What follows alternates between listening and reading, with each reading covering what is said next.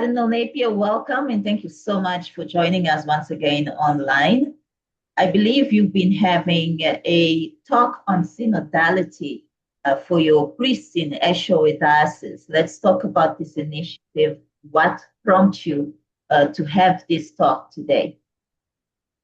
Two things, really. I think the first one is that it's something that the church is doing at the conference level.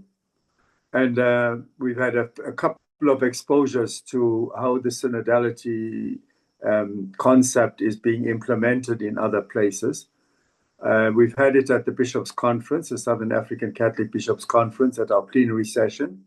But then the most recent one, which gave me all the courage I needed to try to get it to come to Eshowe, was our Mbuyisa meeting in Eswatini at the Mbuyisa session there, where we had a very good presentation, also by Archbishop Dabula. But this time, for some reason, I just picked it up very, very easily, and I felt, well, this is something I must bring to the priests of Eshowe. So when I got back here and we have a plenary session with the priests every year around this time of the year. And I said, well, let's get Bishop Mbuyisa from Coxted, Thulani Mbuyisa from Coxted, to come and do it. He's closer by, and he's also very good at making presentations. So that's what we had today. The whole day was dedicated to him presenting the whole idea of synodality and why the synod on synodality is so important for a diocese in our present situation. Let's talk about that.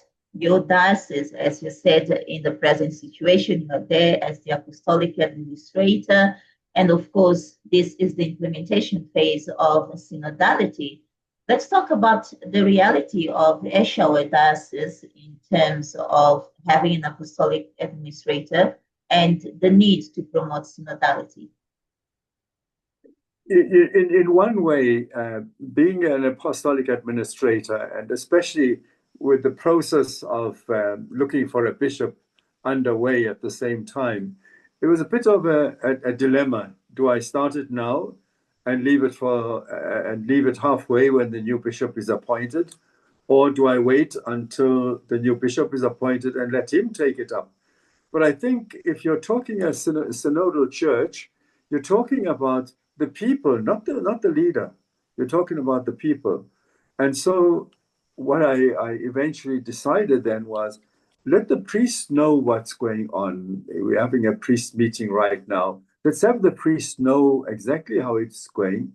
I must say, Sheila, it was actually, you could have dropped a pin in that hall while Bishop Mbuyisa was giving his presentation. They were all absolutely glued to what he was saying. And so that has given me great courage that the priests are realizing, if we don't pick this up, we're going to be one of the dioceses left out, not just in Southern Africa, but in the world. And I think this is what is making me feel that we're going to take off from here and really get things moving forward. I know that a lot of attention has been given to formation, especially formation among the clergy, who are the ones that are really there with the people at parish level. So what was the focus of today's presentation on synodality? Well, the first thing was to impart, I would say, Bishop Mbuyisa imparted the whole concept of a synod, and especially the synod on synodality. And I think having the three words, participation, communion, and mission, I think having those words there touches a nerve with all priests. They know what it means to participate. They know what it is to be in communion, and they certainly know what it is to be on a mission.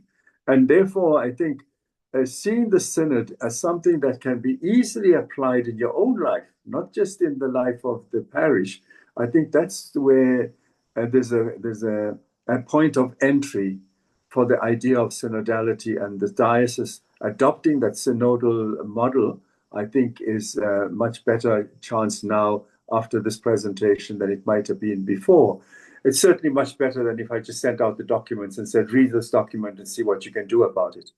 Secondly, it has given us a grounds upon which to build by noting those people who seem to understand and to be touched by the concept of synodality, and therefore would be willing to take it up as on the committees or whatever else we have to set up in order to get the synodality model going.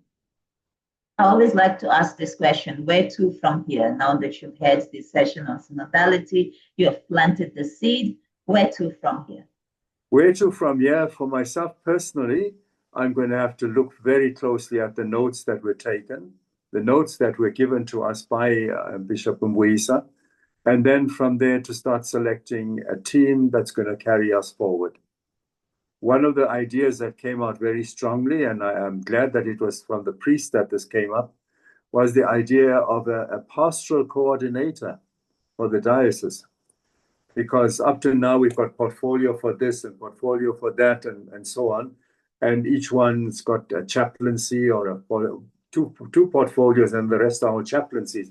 Now they've got those there, but those are kind of passing jobs, which are going to, at the next change of clergy, when we are reappointing clergy to different places, those portfolios are going to pass on to somebody else. But if you have the priests engaging in the place where they are, whatever they've taken there, they will be able to take with them wherever they go thereafter. So that's what I'm hoping for, is that should the new bishop come within the next few months, he will come to a clergy that already know what's been expected of them by the church, and in some cases will already have started off perhaps implementing what is going to be done. Well, Cardinal Napier, thank you so much for sharing those words with us. Any last remarks? My last remark would be, I've also come to understand just how much this thing can make a difference. This concept of synodality can make a difference to the lay people who are still seeing themselves very often as those who just sit and receive rather than those who have something to contribute. And I think this method of synodality, especially given that there's a time for silence, for listening, for praying in silence in response to the presentations that have been made, I think this is one way in which the laity are going to be helped to really understand that their role is to develop the church. It's not just to wait and receive the sacraments from the priests. And it's now bringing it down to the reality and putting foundations under it.